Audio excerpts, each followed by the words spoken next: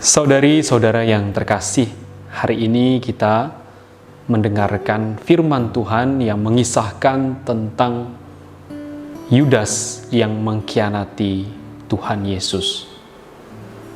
Dari kisah tentang Yudas yang mengkhianati Tuhan Yesus ini, kita dapat melihat bahwa Yudas Iskariot mengkhianati Tuhan Yesus bukan dalam posisi tertekan, ya, atau dalam posisi yang didesak oleh orang lain, tetapi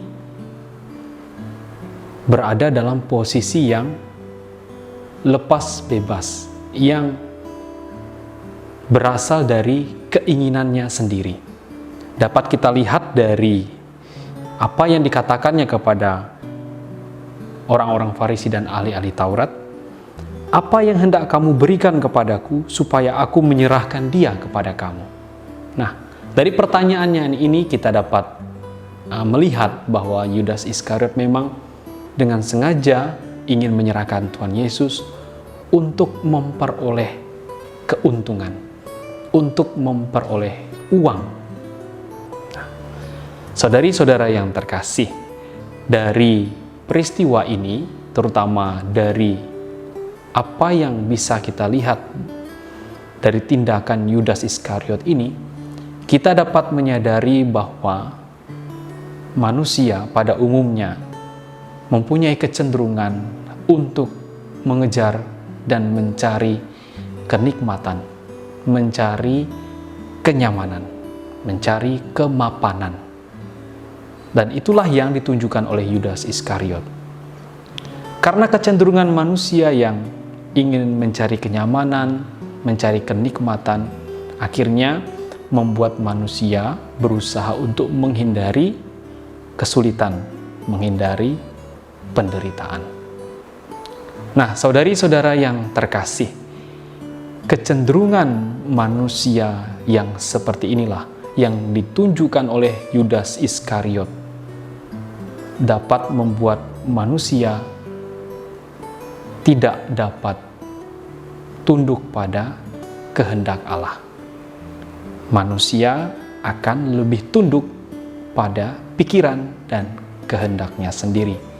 Dan akhirnya manusia pun akan sulit untuk berubah atau bertobat. Nah, saudari-saudara yang terkasih, besok kita akan memasuki Trihari Suci. Kita akan merayakan peristiwa sengsara, wafat, dan kebangkitan Tuhan Yesus.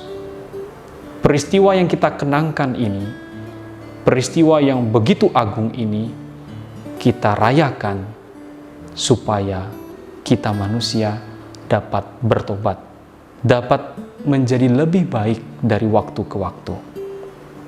Namun para saudara, kalau kita seperti yang dilakukan oleh Yudas Iskariot, lebih tunduk pada pikiran dan kehendak kita sendiri atau kecenderungan kita yang mengejar kenyamanan, mengejar kenikmatan, dan menghindari kesulitan dan penderitaan, maka kita akan sulit untuk bertobat. Sekalipun Tuhan Yesus sudah mengajarkan hal itu, bahkan sudah rela sengsara, wafat, dan bangkit untuk kita, kita akan sulit untuk bertobat. Nah, oleh karena itu, saudari-saudara yang terkasih, masa yang sangat penting yang besok akan kita lalui akan memiliki pengaruh yang besar dalam hidup kita kalau kita mau tunduk atau menyerahkan diri kita sepenuhnya pada kehendak Allah, bukan pada kehendak atau pikiran kita sendiri.